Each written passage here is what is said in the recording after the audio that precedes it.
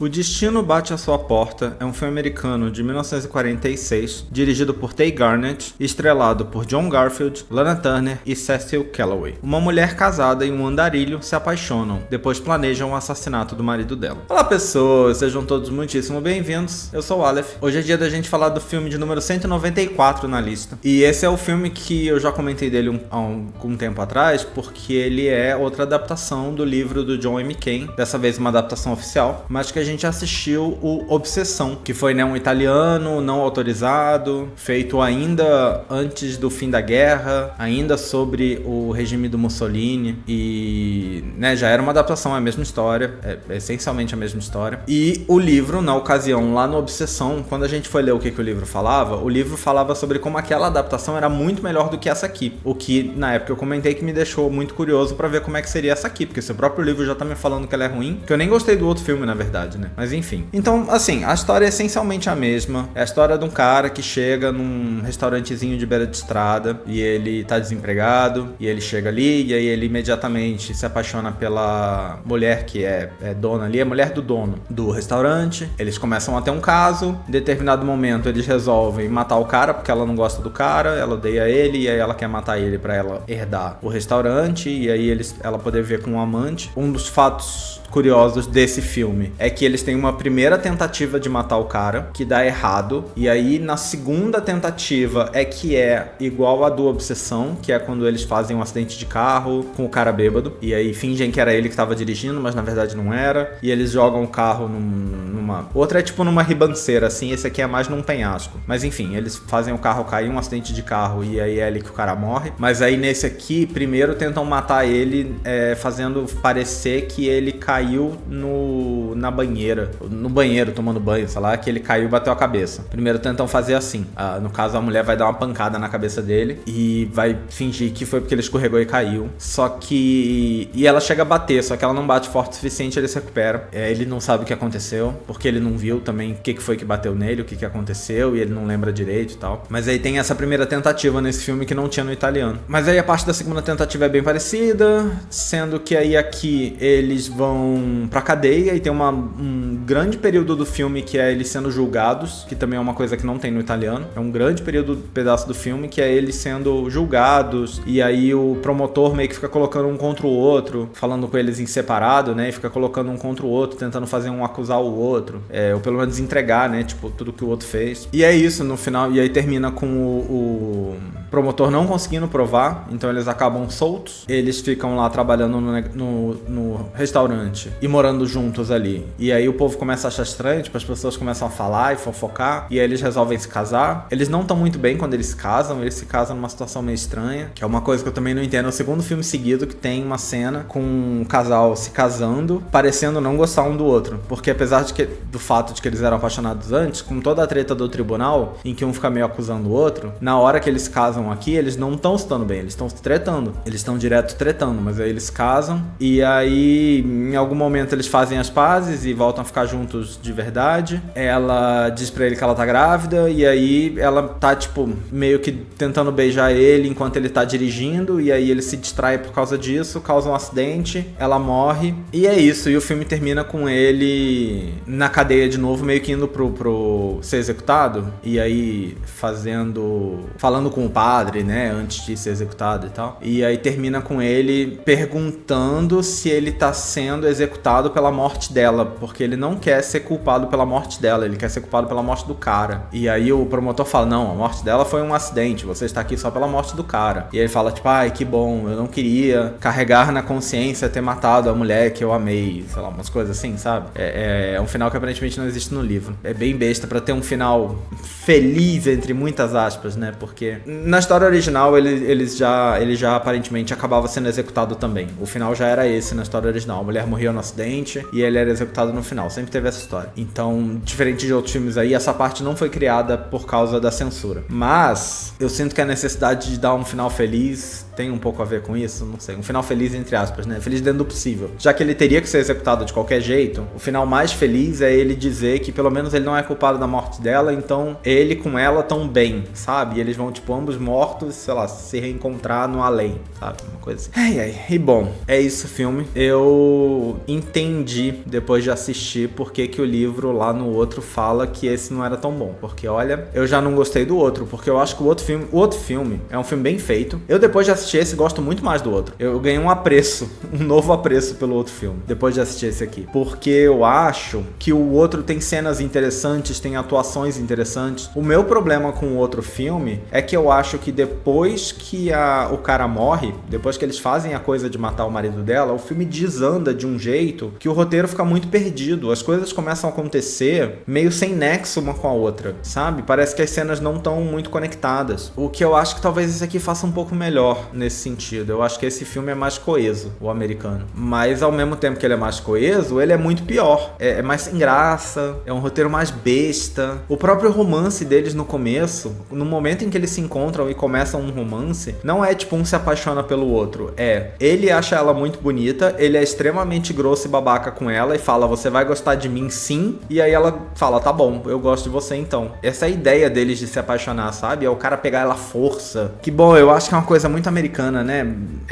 Não só americana, mas pensando aí no cinema, eu acho que é uma coisa muito americana a ideia da mulher como propriedade a ser conquistada, né? E não como... Eu sinto que quando a gente vê filmes europeus, os poucos que a gente viu aqui, existe a ideia da conquista, mas a ideia da conquista é um pouco mais sentimental. É conquistar o amor da mulher, sabe? É fazer com que ela goste de você. Enquanto nos filmes americanos, de novo, né? Pegando aí essa época recente que a gente viu aí o Boulevard do Crime, que é um filme francês sobre um monte de homem tentando conquistar uma mulher, e pegando o Obsessão italiano que a gente viu há pouco tempo também com essa temática e bom, essa mesma história. Comparando com esses dois, eu acho que no Obsessão, no momento que um bate o olho no outro, o cara que chega e a mulher do dono do restaurante, imediatamente você percebe que eles se interessaram um pelo outro, sabe? É tipo, é uma paixão que os atores transmitem na expressão que eles olham um pro outro. É imediato que ambos se apaixonaram um pelo outro no Obsessão, sabe? É muito nítido que é recíproco, de cara. Então, quando o cara faz qualquer coisa pra ficar com ela e ela meio que resiste, ela resiste porque ela é casada, ela resiste porque convenções morais. Mas desde o momento em que eles se viram, o filme já deixou muito claro que ela também quer, sabe? No italiano. No Boulevard do Crime tem a coisa do monte de homem querendo conquistar a mulher e o Batiste, que é o protagonista do filme, toda a coisa dele é que ele quer que ela ame ele. Ele não quer simplesmente ficar com ela. Ele rejeita ficar com ela. Quando ela chama ele pra ficar com ela, ele fala, não, vou embora. Porque ele quer o amor dela.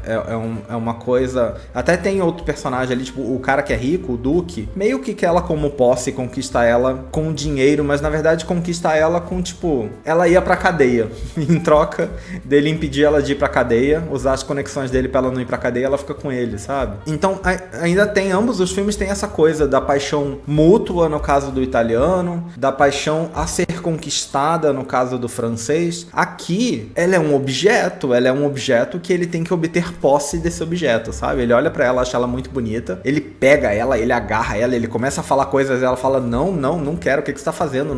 Não tenho nenhum interesse em você, sabe? E o filme quer me convencer de que esse é o jeito de conquistar ela, porque obviamente dá certo, né?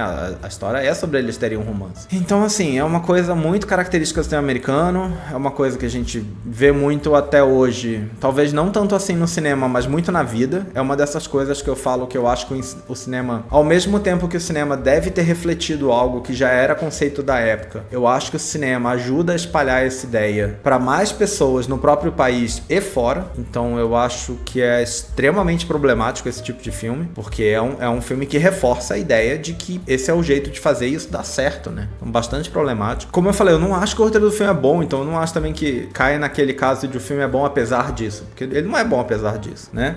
No máximo a história é interessante. A história do livro foi adaptada em outros filmes, no máximo ela pode ser interessante. A história da mulher que arranja um amante, não gosta do marido e, sei lá, e resolve matar ele, é um thriller interessante, né, essa história. Mas O roteiro aqui é muito ruim. A internet me diz que, em alguns momentos, esse filme, essa versão, é tipo 100% fiel ao livro, com, parece que até falas iguais, assim, mas ela muda muitas coisas nas histórias, passando, na história total, né, passando por alto, assim. Por exemplo, quando o cara chega, o Frank, que é o amante, quando ele chega no restaurante, aqui no filme, ele tá, tipo, bem vestido, ele pegou uma carona com o promotor, porque o promotor fica aparecendo no filme inteiro. Ele pegou uma carona com o promotor e tá chegando no restaurante pra procurar emprego. Ele tá justamente vagando procurando emprego. Quando toda a ideia do livro e que a gente viu no italiano é que ele é tipo um andarilho, ele chega sujo, ele engana o cara pra conseguir coisas, sabe? Quando ele chega no restaurante, ele não chega pedindo emprego, ele chega enganando o cara. Eu não sei se vocês lembram, mas no Obsessão ele chega, ele pega uma peça do carro do cara e fala, isso aqui pra consertar você precisa de uma peça tal. E aí tudo isso é pra convencer o cara aí na cidade de comprar, pra ele ter tempo de ficar com a mulher sozinho, sabe? Nada disso acontece muito no americano. No americano, o cara que chega, ele é pra ser mais certinho, sabe? Ele não é muito esse vagabundo, sabe? Então faz essa diferença. O que eu acho que é uma diferença bem relevante. Eu acho que o cara ser esse vagabundo, como é mostrado no italiano, pelo menos, porque eu não li o livro, né? Mas eu acho que reforça uma fetichização, assim, também do outro lado. A gente vê tanto a fetichização das personagens femininas pelo olhar dos personagens masculinos, e eu acho que o outro filme faz um pouco o contrário, né? Ela tem esse cara que é o marido dela, que é uma situação estável que ela tem ali, que ela não gosta dele, mas ela não gosta dele por motivos, tipo, não é como se ele batesse nela, não é como se ele fosse babaca com ela, não é como se ele impedisse ela de fazer as coisas, pelo menos não é o que o filme mostra, né? Nenhum dos dois, na verdade. Ele é meio bobo, assim, ele é desinteressante, sabe? E aí ela vê esse cara, de novo, pensando no italiano, ela vê esse cara sujo, mas, sei lá, másculo, sabe? É uma fetichização do outro ponto de vista que a gente não costuma ver, né? A gente não costuma ver, a gente vê sempre sobre o olhar do homem, e eu acho que o italiano cria essa coisa também sobre o olhar da mulher, que eu acho que é interessante, é uma coisa que a gente não costuma ver. E o americano, ao transformar o cara num sujeito todo certinho, que tá só procurando trabalho, que fala que ele tem dificuldade de ficar parado num lugar só, mas ao mesmo tempo ele é todo certinho, engomadinho, sei lá, sabe? Então não passa essa ideia, não transmite muito essa ideia. Enfim, encontrei a informação de que esse foi a terceira adaptação do livro do James M. Cain a ser feita. A gente já tinha visto uma, mas teve uma outra antes ainda da italiana, que foi um filme francês, que aqui no Brasil ficou com o nome de Paixão Criminosa. É um filme de 1939. O Obsessão é de 43, esse aqui é de 46. O francês é de 39. Eu não consegui descobrir se aquele foi oficial. Eu fiquei com a impressão que não, que também não foi oficial não, que eles fizeram meio que ali disfarçado, mas não encontrei essa informação, talvez só vendo o filme pra ver nos créditos se aparece e tal. Aparentemente, uma das coisas que esse filme, o americano, teve que mudar muito em relação ao livro, é porque o livro, aparentemente, é muito sexual. O livro foca muito nos momentos de sexo, fala sobre como... E aparentemente tem uma coisa meio sadomasoquista no livro. Aparentemente, da primeira vez que a mulher e o Frank, o amante, transam, tem uma coisa sobre eles se beijarem e ela pedir, eu acho, ou pelo menos ele fazer de, tipo, morder o lábio dela até sangrar. Ou é o contrário, agora eu não lembro de quem com quem. Mas enfim, tem uma coisa de morder o lábio do outro até sangrar, sabe? Quando eles fazem o acidente em que o marido morre, tipo, o carro capota, o cara morre e eles transam ali, sabe? Com o cara morto do lado, antes deles saírem e tal. E aí ele rasga a roupa dela, sabe? Tem uma coisa assim muito sexual. Aparentemente, em algum momento mais pra frente do livro, ela pede pra ele pra, tipo, transar com ela do mesmo jeito que fez quando mataram o cara. Então, tipo, pra rasgar a roupa dela de novo, porque ela gostou daquilo, sabe? Tem muito essa coisa no livro, aparentemente. Obviamente, nenhuma versão do cinema ia conseguir fazer isso. A gente tá numa época de censura pesadíssima em todos os lugares. A americana, especialmente, era a mais puritana, porque era a mais cheia de frescura, né? Eu acho que esse conteúdo sexual não ia conseguir existir em nenhum país. Mas muitas outras coisas também não conseguem existir no americano, né? Então, eles não podem nem insinuar que transaram, né? Que dirá de maneiras, assim, mais elaboradas, mais selvagens. Mas então tem isso. Essa é uma coisa que foi retirada do filme, porque porque não tinha mesmo como ficar no filme, era impossível. E, inclusive, por causa do livro ser desse jeito, aparentemente, desde antes do livro ter sido publicado, as produtoras já estavam ali tentando fazer um filme desse livro, tentando transformar e mandando pros códigos de censura propostas de roteiro ou intenções de adaptação e coisas do tipo, e sempre falavam, não faz, não pode.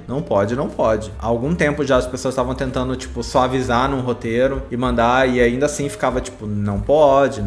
E aí parece que a MGM comprou os direitos de adaptar o livro 12 anos antes de efetivamente fazer o filme, porque foi o tempo que eles levaram aí tentando chegar numa situação em que era um filme viável e era um filme que ia poder ser feito. E aí parece que eles só resolveram fazer mesmo o filme quando lançaram Pacto de Sangue. Porque o Pacto de Sangue, inclusive eu acho que eu falei isso na época, é baseado num outro livro do James M. Cain, com certeza eu falei isso, mas é um outro livro que também tem uma temática muito parecida, porque também é sobre uma mulher que se junta com um amante pra matar o marido. Porque essa trama inteira já era meio problemática pra censura, né? Pra censura americana. E aí no momento em que lançaram aquele, a MGM falou, olha, dá pra fazer então. Se eles fizeram, a gente consegue fazer, sabe? E aí, porque aquele filme violava muitos dos mesmos tabus que esse filme, que esse violaria também. Então, viram ali que era possível. E aí, naquele momento, quando em 44 lançaram o Pacto de Sangue, é que a MGM resolveu realmente ir pra frente com o projeto desse filme. Apesar de eu não ter gostado, a atuação da Lana Turner no papel da Cora foi muito elogiada. O próprio autor James Cain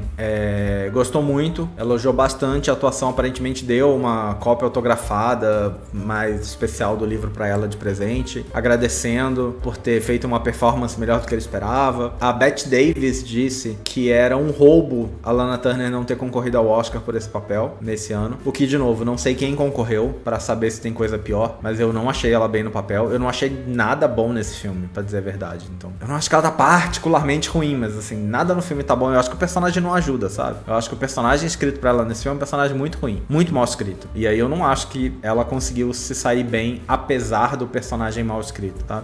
Aparentemente dizem que tinha muita tensão sexual entre eles no set. Eles, no caso, a Lana Turner e o John Garfield, que é quem faz o Frank, né? Que faz par com ela. Me diz a internet que, na verdade, um cara disse que no primeiro dia deles no set, ele virou pra ela e falou: "Ei, Lana, que tal uma rapidinha?" E aí ela gritou pra ele: "Seu babaca." E...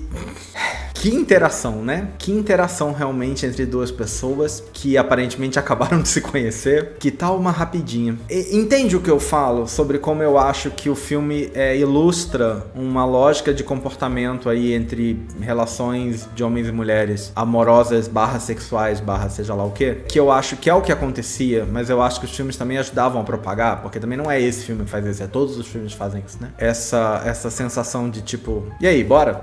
Nem te conheço, mas bora. Apesar disso, aparentemente os dois tiveram um caso enquanto estavam fazendo o filme. O que assim, até hoje se fala nisso, né? Na época eu acho que era mais comum ainda as pessoas atuando juntos terem um caso ali enquanto estavam fazendo o filme. Mas também encontro uma coisa dizendo que eles só ficaram juntos uma vez, e aí não foi legal, e aí não gostaram, e aí tipo não ficaram mais, mas aparentemente continuaram amigos depois disso. Enfim, só uma curiosidade irrelevante em termos, mas acho que ajuda a comentar um ponto que eu tava comentando sobre esse tipo de filme, né? Enfim, o filme fez um imenso sucesso de bilheteria, arrecadou mais de 3 milhões de dólares só nos Estados Unidos. Apesar disso, o Louis B. Mayer, que era chefe da MGM na época, não gostava desse tipo de filme. Ele não gostava de filme sobre crime. Ele era um cara que gostava de filme pra família, sabe? Filmes bonitinhos pra família. E aí ele odiou o filme e odiava o filme, mesmo o filme ter dado muito dinheiro pra ele. Ele odiava o filme. A crítica também gostou bastante do filme.